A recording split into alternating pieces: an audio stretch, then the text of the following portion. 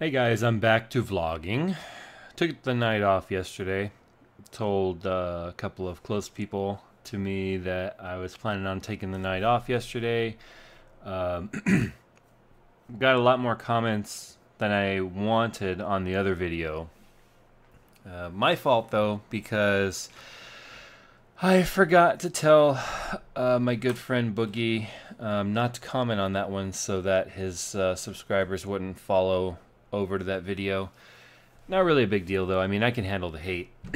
And a lot of people got really pissed at that video, and I knew going into it that that was going to be the case, and I was okay with that because I've said it a million times. These videos are for me. And what I want to do next year is I want to hopefully continue the vlogs. Although it's really hard to get on here, even for just 10 minutes a day, to do a vlog because sometimes I just forget and I get so busy. But what I want to do 1 year from now is on the anniversary of each one of these videos, I want to go back and watch what was I doing and saying a year ago. And if I do it for longer than that, then 2 years and 3 years and blah, blah, blah. And who knows? I think it's kind of a neat, like a time capsule type of experiment. So I'm doing this for myself. And when I'm talking to, and when I said in the vlog that I didn't really want to hear that people could relate to me, or I didn't really want to hear people's suggestions, or I didn't want anyone to try and help, wasn't some people said that I was being like pretentious, or I was being just selfish, and I got quite a few pieces of hate mail, which was actually funny. I laughed at most of them, and I made sure to let them know how much I was laughing at their mail, because the fact that they were hating on me for doing my own video on my own vlog journal channel was just beyond funny to me. But I laughed. Not a single one of those hate comments like bothered me even in the slightest bit. So that was kind of an eye-opener. Goes to show how much I've grown on YouTube, especially on the tech channel, with how resilient I've become at those comments. Because in the beginning they used to bother me. Now it's just like, whatever. I truly couldn't care less about those comments. So I didn't spend time on those comments. But the point of that video was that I wanted to have something to go and watch for myself when I'm thinking things are going bad. That way I can be like, look, you clearly have this horrible this horrible ability to just ignore things that are truly important, and you dwell on the things that aren't. And some people were saying stuff like, oh, first world problems, or you've got so much to be thankful for, you might want to just kind of stop being selfish and blah blah blah. And you know what, that's the thing, is when you are dealing with that sort of mental mindset, the frustrating part is that you know that you've got it good, or that you have it better than so many other people. And the frustrating part is because you know that there's an imbalance in your brain. For whatever reason, it won't let you come to grips with that. So your brain just chooses to just disassociate with reality. And I wouldn't say I have a dissociative disorder, that's for sure, because I mean, dissociative disorder is a pretty serious thing. And so it's definitely not like that, but it becomes this crazy fake reality that things are worse than they are. So that's the bottom line. I know some of you guys were worried. I mean, I'm fine. I've been dealing with that for a long time. I just happened to make it public that day, and it was a neat experiment to see what people did and didn't say. And I guess the reality of it is I'm not surprised by any of the comments I got. I got support from those I thought I would, and those that I didn't get support, or I got hate from, or people I never saw before and never would see again and don't care to see again. So what's it matter? But I'm feeling a bit better today. Pretty average day, really. Nothing crazy happened. Went to the gym. Got a little discouraged because the scale isn't being friendly to me. So whatever.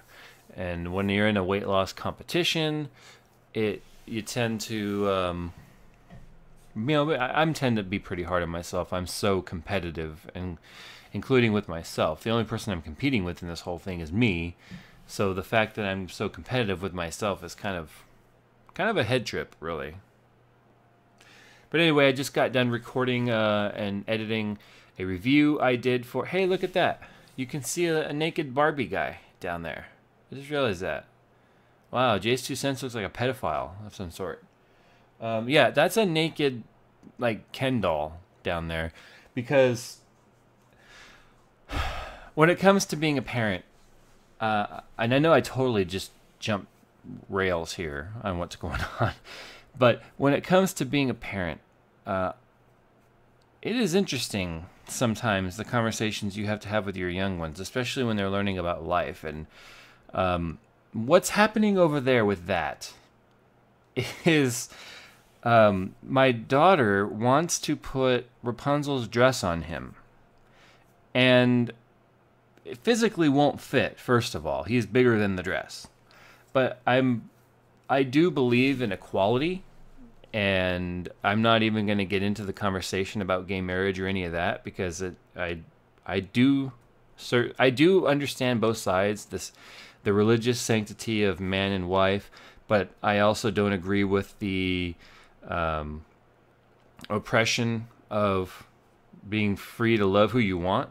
So it's I definitely am like in the middle on that one, which is a horrible place to be, I think, because you definitely should stand up for what you believe in. And in that sense, it's weird to me because I kind of believe in both sides. So, but my daughter just, when I was telling her, we don't put the dresses on the Ken doll. He wears the prince suit, because these were like Disney versions.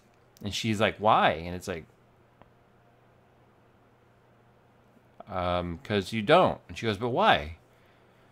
She says, I want to put the Rapunzel dress on him, and she can wear his pants. And it's like, she's only 4. How do you explain this to a kid? So I took the easy route, and I said, look, it doesn't fit on him. He's too big for the dress, and it doesn't fit. But she's left it in my office because she's now like, okay, Daddy, make it fit. Make the dress fit on Ken. And it's like, I'm not ready for this. I'm not ready for these conversations. And what should the conversation be like? What should the conversation say? I mean, it's not wrong if a man wants to wear a dress, but then again, at her age, I don't know what I should be telling her. I don't. When I was young, when Jay's 2 cents was young, he played with Barbies. Yep. I played with Barbies. My sister's Barbies, though. They weren't mine. And I don't remember what I did with them. I just remember that my sister was always like, stop playing with my Barbies! And it was like, I think back of that now, and it's like, well, playing with dolls obviously doesn't make you gay. I'm not gay. Nothing wrong with being gay, but I'm not gay. I don't know. It's just a weird place to be. So that is one I'll definitely ask for advice on. What do you tell your daughter when they're learning about the differences between male and female? And how do you handle that? So that's your assignment for tonight. That's where I'm going to leave the vlog. What's your advice for me about what to tell a little girl that's turning 4 about wanting to put dresses on the boy dolls? Because I don't think it's wrong, but then again,